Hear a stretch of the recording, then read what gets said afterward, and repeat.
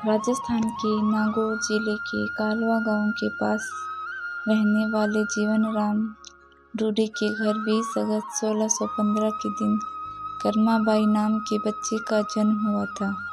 जीवनराम रूडी कृष्ण भक्त थे। वो हमेशा भगवान को भोग लगाने के बाद ही खाना खाते थे। कर्माबाई भी अपने पिता जीवनराम की यही दिनचर्या देखते देखते बड़ी हो रही थी। कर्मा जब 13 साल की थी तब एक बार जीवनराम अपनी पत्नी सहित पुष्कर स्नान को गए। उन्होंने घर पर अकेली अपनी बेटी कर्मा से कहा कि भगवान को भोजन कराने के बाद ही खुद कुछ खाना है। कर्मा ने पिता जीवनराम की ये बात गांठ बांध ली। सरल स्वभाव की बच्ची कर्मा पूजा के नियम और भगवान को भोग लगाने के तरीकों से परिचित नहीं थी। उन्होंने सोचा कि अब रोजाना भगवान को खाना खिलाने के बाद ही खाना खाना है।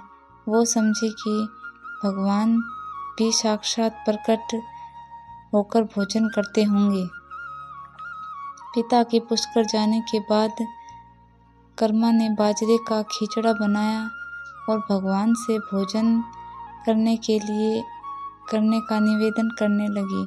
प्रचलित मान्यताओं के अनुसार अगले 3 दिन तक भगवान नहीं आए, तब तक कर्मा भी भूखी रही।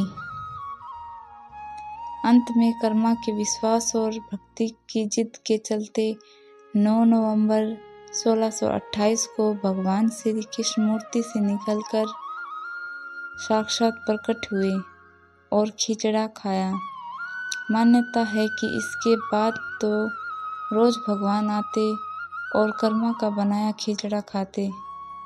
सन 1628 में पुरी के जगन्नाथ मंदिर में रोज सुबह भगवान के मुँह और कपड़ों पर बाजरे से बना भोग चिपका होता था। इस बात से वहाँ के पुजारी भी हैरान थे। इसके बाद जब उन्होंने इसका प्रमाण जानने के लिए कर्माबाई को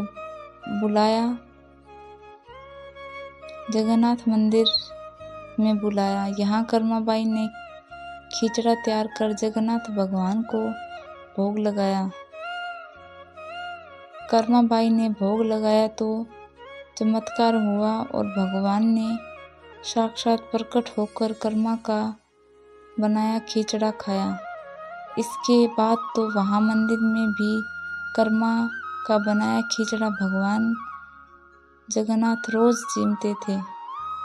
जब महात्मा ने बिना नहाए कर्मा को जगन्नाथ मंदिर में भोग लगाने से किया मना।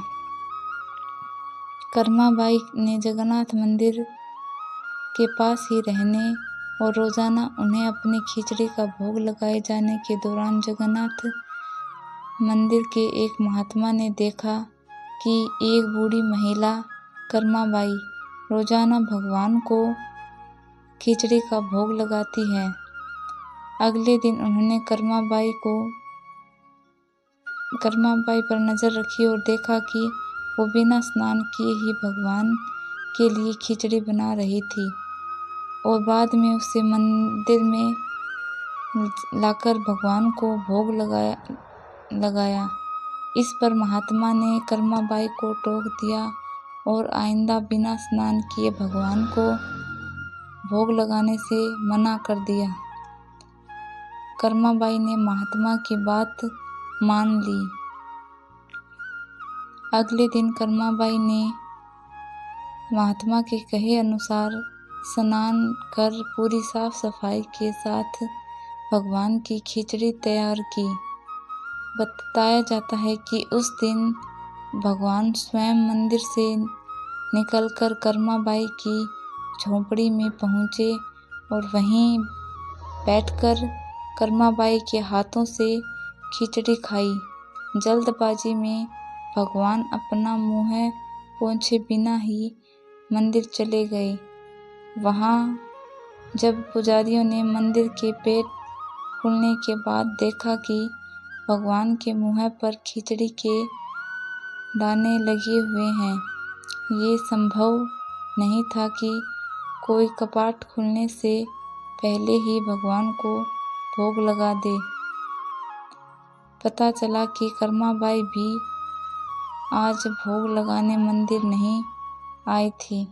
पता लगाने के लिए कर्माबाई को पूछा गया तो उन्होंने कहा कि मेरा कहना तो भोग लेने खुद ही आ गया था। इसी पल महात्मा को अपनी गलती का एहसास हो गया।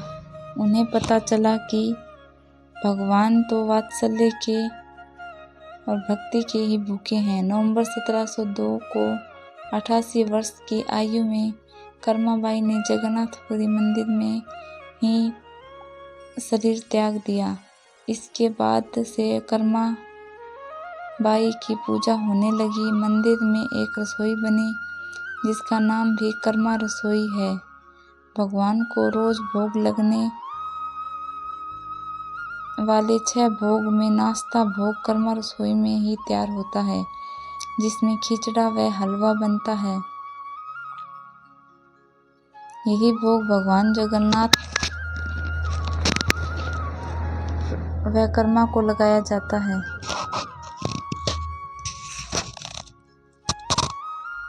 राधे राधे।